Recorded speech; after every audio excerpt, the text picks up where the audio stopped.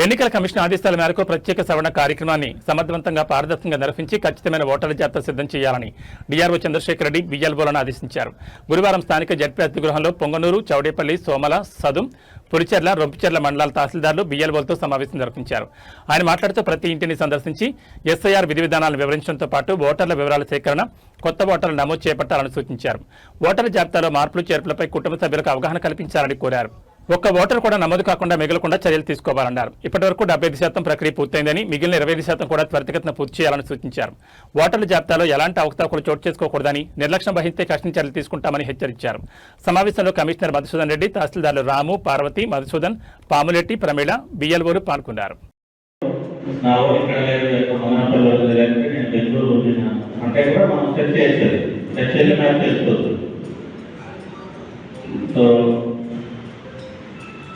So SIR మనకు రెగ్యులర్గా SSR జరుగుతుంది ప్రతి ఇయర్, అవునా?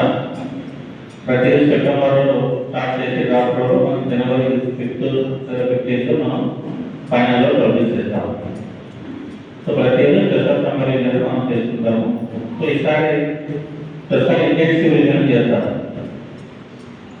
సో ఇది రొటీన్ ఎస్ఎస్ఆర్కి పూర్తి డిఫరెంట్గా ఉంటుంది.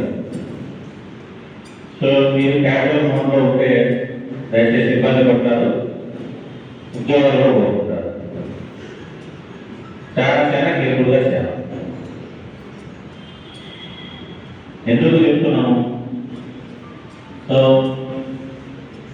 ఎలక్షన్ అనేది మనకి ఏ ఎలక్షన్కైనా కూడా wastage, any election, local body కావచ్చు, ఎంపీటీసీ, సర్పంచ్, ఎమ్మెల్యే, ఎంపీ, ఏ ఎలక్షన్ అయినా కూడా బేస్ అయితే దేని బేస్ చేసుకుని ఎలక్షన్ కండక్ట్ చేస్తాము? ఓటర్ లిస్ట్, ఎలక్ట్రల్ బేస్ చేసుకునే చేస్తాం.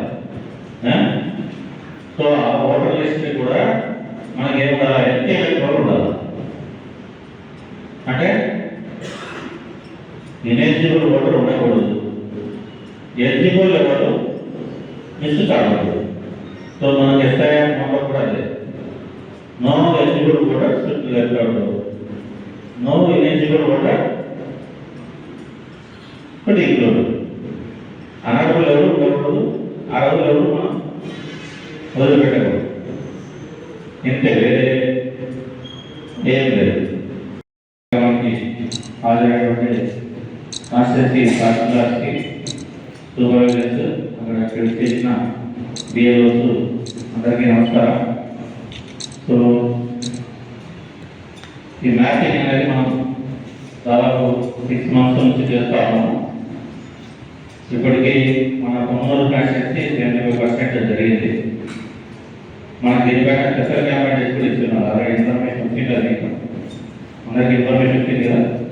ఈ సెకండ్ అంటే స్పెషల్ క్యాంపెయిన్ చేయాలి. ఈ మ్యాపింగ్ ఈ బ్యాలెన్స్ ఏవైతే ఉన్నాయో వాటికి కంప్లీట్ చేయడం కోసం స్పెషల్ క్యాంపెయిన్ చేయడం జరుగుతుంది. సో మనం 2002 ఓటర్ లిస్ట్ ఏదైతే ఎస్ఆర్ లాస్ట్ ఎస్ఆర్ జరిగిందో వాటికి ఇప్పుడున్న 25 ఓటర్ లిస్ట్ మ్యాపింగ్ చేస్తాం. సో ఇప్పుడున్న ఎలక్టర్స్ అందరూ కూడా ఇప్పుడు 40+ ఉన్నారంటే అప్పుడు ఖచ్చితంగా ఓటు ఉండేటారు, అంతేనా? సో 2002కి 40% ఓటు ఉండాలంటే 18+ ఉండేటారు. సో 40+ ఇప్పుడు ఉన్నారు అంటే అప్పుడు ఖచ్చితంగా ఆ ఓటర్ లిస్ట్లో ఉండేటారు. లేదు ఇప్పుడు కొత్త ఓటర్లు 25 అప్పుడు ఓటర్లో లేదు అంటే వాళ్ళ పేరెంట్స్ ఎవరు, మా పేరెంట్స్ కానీ గ్రాండ్ పేరెంట్స్ కానీ అప్పుడు ఓటర్ లిస్ట్లో ఉంటారు, అంతేనా? కొత్తగా ఎవరు మనకేమి ఎక్కడ రాదు. పాపులేషన్ అప్పుడు ఉన్న వాళ్ళకి వాళ్ళు చనిపోతే వాళ్ళు పిల్లలు ఉంటారు, లేదా వాళ్ళు అలాగైతే వాళ్ళు ఓటు ఉంటుంది. సో మనకి 2 ఆప్షన్స్ ఉన్నాయి, సెల్ఫ్ ఉంది, ప్రొజెన్ ఉంది. సో అప్పుడు ఓటు లేదు అంటే ఎవరికి మ్యాప్ చేస్తున్నాం ఆ ప్రొజెని, వాళ్ళ పేరెంట్స్ ఎవరైనా కూడా మ్యాప్ చేయాలి.